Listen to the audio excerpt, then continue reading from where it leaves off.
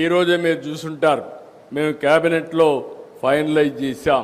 Google data centre, artificial intelligence. స్వతంత్ర భారతదేశంలో ఆర్థిక సంస్కరణలు వచ్చిన తర్వాత సింగిల్ ఇన్వెస్ట్మెంట్ అంటే దగ్గర 10 బిలియన్ US అంటే 88,000 కోట్ల రూపాయలు రాబోయే 3 సంవత్సరాల్లో విశాఖపట్నంలో పెట్టబోతున్నారు. అది కూడా ఆర్టిఫిషియల్ ఇంటెలిజెన్స్ డేటా సెంటర్. ఇది ఒక గేమ్ చేంజర్ గా తయారవుతుంది. ఒకప్పుడు హైదరాబాద్ నేను చూస్తే, నేను ఆ రోజు హైటెక్ సిటీ కట్టి ఐటీని ప్రమోట్ చేశాను.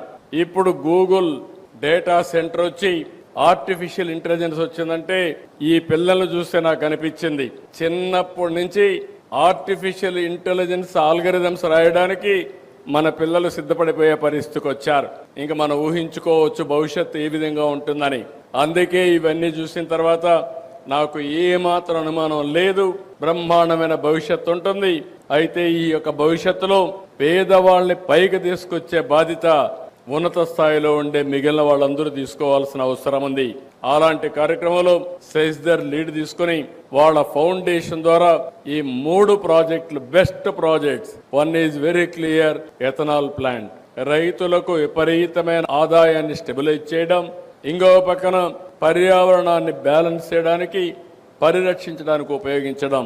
నేను ఎన్నోసార్లు చూశాను కానీ ఏదైతే బుల్ అనే దానికి ఇంకా పరిష్కారం లేదు, ఇవి ఉండవనుకున్నాను కానీ ఈరోజు కొత్త ఆలోచనకు నాంది పలికారు. The power of bull.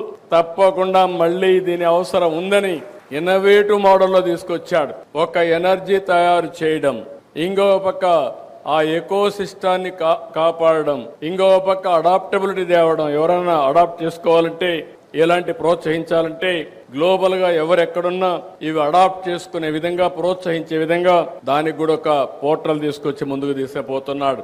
అన్నింటికంటే ముఖ్యంగా పిల్లలు ఫ్యూచర్కి ఏ విధంగా ఉండాలనో అలాంటి ఫ్యూచర్ సిటిజన్స్ తయారు చేయడానికి బెస్ట్ కరికులంతో బెస్ట్ స్కూల్ తయారు చేసే పరిస్థితికి వచ్చారు. ఈ 3 చూసిన తర్వాత 3 కూడా 3 ఇన్నోవేటివ్ ప్రాజెక్ట్స్ ఇవి. ఈ 3 ప్రారంభించిన సెజ్దర్ ని, ఆయన ఫౌండేషన్ ని మరొక్కసారి మనస్ఫూర్తిగా అభినందిస్తూ, ఈ కార్యక్రమానికి వచ్చిన మిమ్మల్ని అందరినీ మనస్ఫూర్తిగా అభినందిస్తూ, అందరికీ నమస్కారాలు.